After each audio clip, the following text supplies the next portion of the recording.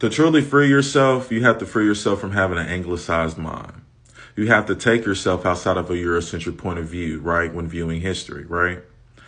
Because when you understand the talking point of we must invade other countries, unalive their leaders, disrupt their economies because they have a dictator, and we need to install democracy, right? A leader of our choosing that will represent democratic values, right? And create democratic institutions so the people can have free governance. That in itself is a lie, right? And it's predicated off the fact that democracy is the only type of representative or consensus-based governing system, because it's not. When you study history, you know that the Oyo Empire in West Africa was a consensus-based governing system. The Ashanti Confederacy in Ghana was a consensus representative-based governing system. The Igbo governance, right, in present-day Nigeria was also this way. When you study the indigenous tribes and cultures in America, a lot of their confederacies had constitutions, right? When they had different nations create united fronts, and in their representative structure, women, include specifically the highest, mothers, would be the only ones who could vote and choose a male leader that would represent, this chief would represent the chiefdom or village and the broader alliance, right? And we really need to understand this, because the way we practice our democratic institutions in the United States with this representative democracy in our republic, we are not the only people to invent such an ideal and practice it. And when you bite the apple and believe the lie, right? You believe that you've gotten knowledge of this new great thing, but really this thing that you're assuming knowledge is really death. It's really a lie. It's really illusion. That's when you can truly free yourself. And to do that, you have to get out of a Eurocentric viewpoint. You have to understand history. You have to understand anthropology. You have to understand how cultures evolve. I'm not the smartest guy. I tell people all the time, I have a degree in agriculture. I do have a minor in speech. But through my education, I've always learned how to thoroughly research, right? Having a science background, working in labs and stuff, technical writing a little bit. I've taken those abilities for my personal self-development and gaining knowledge. And what I can say is that when I've studied the geopolitical space and spectrum of what's going on in the Middle East, around the 80s, organically, they were on their way to forming a consensus-based governing system that would have worked for their cultural values of that time, right? When you create a political vacuum of power, it gives rise to coups d'etats, military gangs, and mass spread of violence due to the meddling and puppeteering of foreign agents. We have to understand this, because a dictator is like a corrupted warrior king. A dictator is always in power during war. The reason why the Middle East always has dictators is because we have enthralled them in war. And this region has been enthralled and in war for decades now, right? And it's ridiculous. And we got to understand this, right? And it's not because of Islam. A lot of people believe that. They buy that, right? I try to respect and be a level-headed thinker. Even though you see I got St. Moses the Black right here on my hat. But I still try to be a level-headed thinker. And this is what I do understand. I understand, once again, organically, Islamic countries were on their way to shifting from a monarchy type of ecosystem to a more parliament style consensus based governing body, right? That would have naturally evolved if left alone to their own type of what we will call democratic institution with civilian consensus, right? What we got to understand about egalitarian aspect is that equality looks different for different cultures and what their spirituality and tradition ask of the different aspects of the communal body. We have to understand that, right? And we have to stop imposing our mindsets and views on other people's business and stuff, okay? We got to understand this. I am not trying to excuse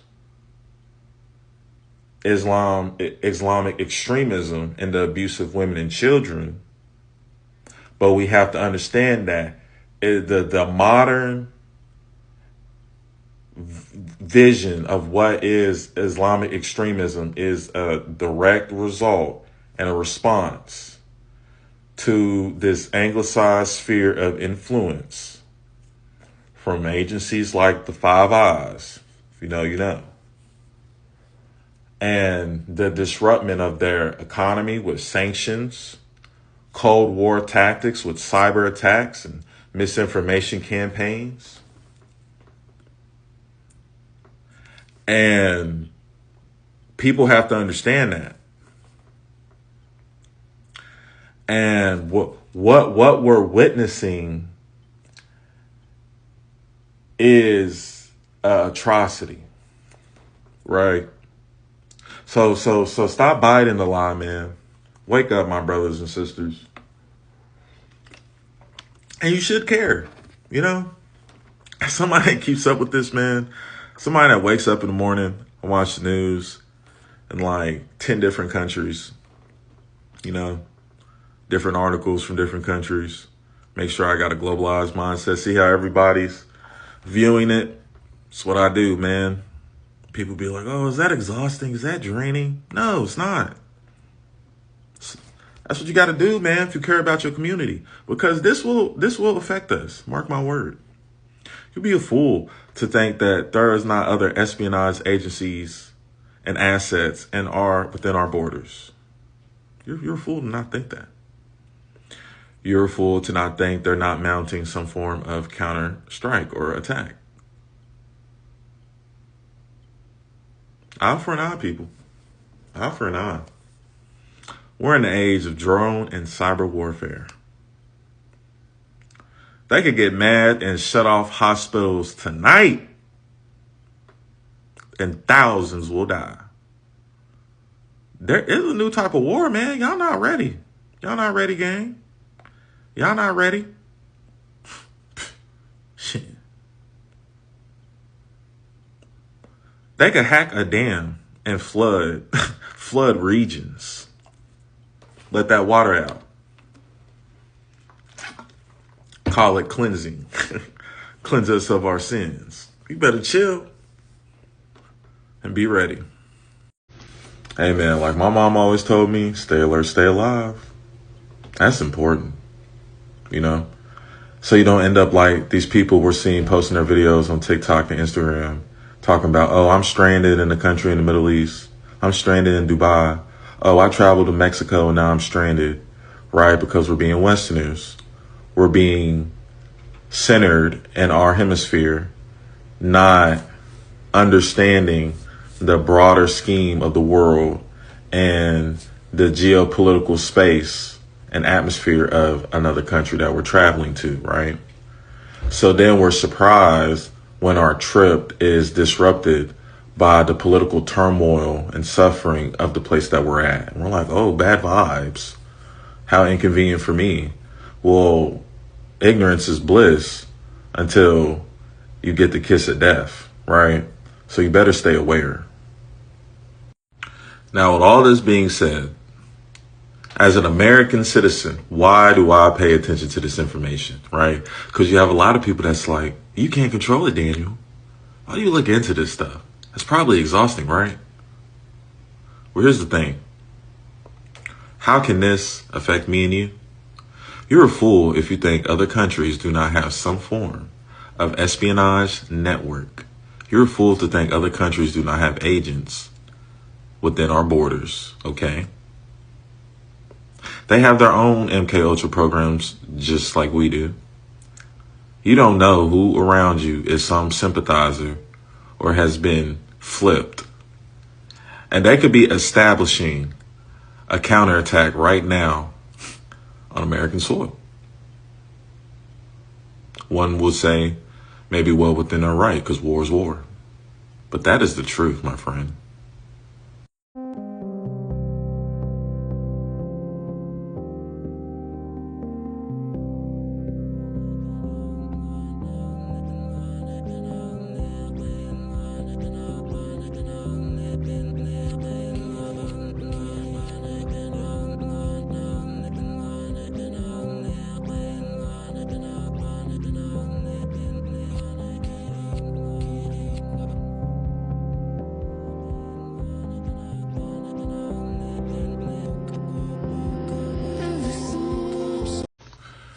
Every morning I wake up, I watch the news, I read the news. As you can see from my screenshots, I read various sources. I read news outlets from different countries. As you can see, BBC News, Hindu News, right? And I have a plethora of other sources. I go on Reddit and other channels where I can read conversations from people in different continents, countries, right? And this is how you get a broader mindset. I learned this from my great grandfather. Every morning when I'd be over his house, he'd wake up, he would read the newspaper, he would read it with me. You know, my great grandfather always told me and instilled in me that a man should know what's going on in his country and in his community. A man should be politically aware of his environment and where he stands in that chaos. My great grandfather, Dennis Palmer Sr., taught me that.